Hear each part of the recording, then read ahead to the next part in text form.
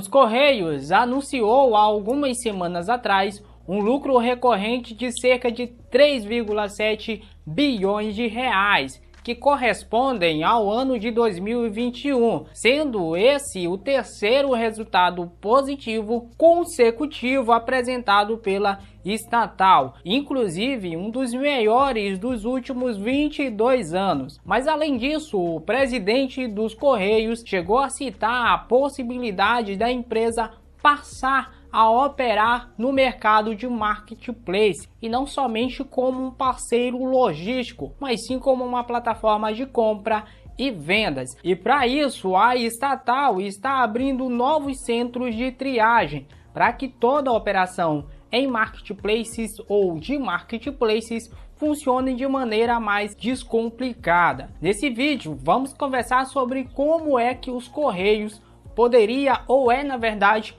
um grande candidato a conquistar uma boa parcela do e-commerce através do seu próprio marketplace. Então fica aqui quieto, vem comigo que eu te explico tudo. Apenas uma única observação, vamos apenas pontuar quais são as características de estrutura da empresa de Correios e Telégrafo. Então não espere aqui alfinetadas ou qualquer abordagem visando a questão política. Esse aqui não é o caso desse vídeo. Tendo explicado isso, vamos embora para o que importa. Infraestrutura montada.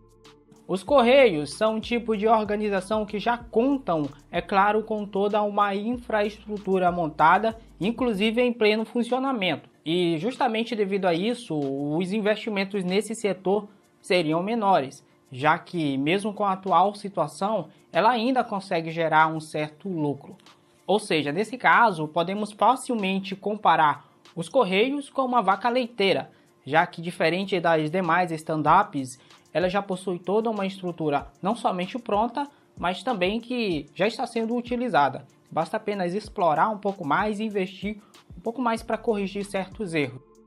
Linhas de negócio. Os Correios não se limitou apenas a ser uma empresa de correspondência, mas uma visão ampla em atuar no segmento de encomendas foi justamente o que possibilitou ela ir mais longe.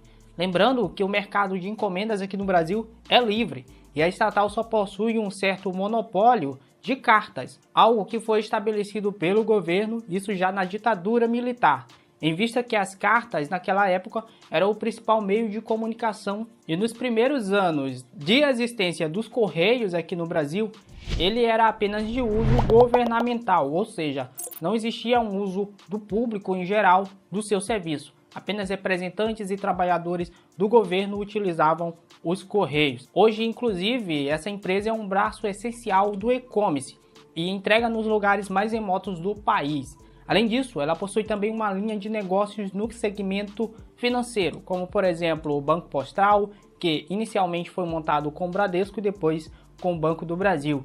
E esse inclusive é um ponto positivo dessa empresa, já que caso sendo reativado o Banco Postal, ela pode fechar parcerias com bancos de terceiros, como por exemplo o Banco Nubank, a Inter ou qualquer outro banco digital que queira ter uma agência dos Correios, mas também que queira prestar os seus serviços através dessa agência. Dessa forma, esses bancos teriam ali uma agência dos Correios como parceria e entregaria, claro, uma boa prestação de serviço, não somente no meio digital, como também no meio físico.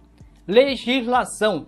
Olha só, a lei de número 12.490/2011 deu legalidade para que os Correios pudessem agora estabelecer parcerias com empresas privadas, para que assim que fosse possível os Correios pudessem explorar novos negócios ou atuar no exterior, sem sequer a necessidade de uma privatização. Então os Correios podem muito bem fazer parcerias sólidas para acelerar ainda mais o seu crescimento. Lacunas de desenvolvimento. A empresa de Correios públicas e também de controle misto e privados, ou seja, tanto público quanto privados, que são verdadeiros conglomerados empresariais. A simples observação dessas organizações, como o Le Poste da França, o Deutsche Post da Alemanha ou o Royal Mail dos Estados Unidos, permite enxergar essas tais lacunas e preencher em casos de investimento no mercado internacional.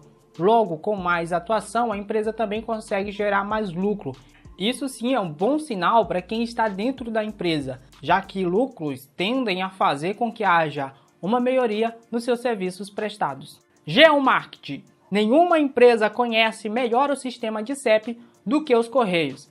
E esse conhecimento é uma ferramenta valiosa que, sendo explorada da maneira correta, agilizaria e muito no processo do seu marketplace. Os Correios é uma empresa gigante que há anos vem mostrando que sim, sempre pode se superar e, apesar dos prejuízos e transtornos, sempre teve como objetivo principal entregar uma boa experiência aos seus clientes. E apesar de todos os impasses e transtornos causados pela estatal em anos anteriores, hoje os Correios têm total e inteira condição de brigar com grandes marketplaces que atuam aqui no Brasil, como por exemplo a Magalu, o Mercado Livre, o Amazon e por aí vai. Isso porque a empresa tem não somente estrutura, como também tem gente.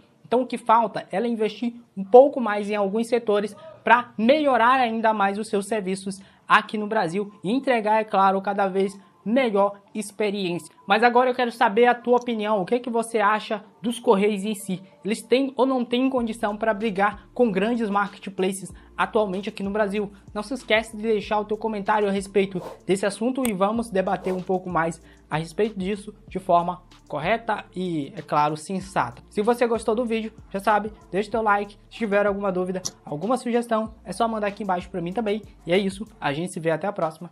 Tchau!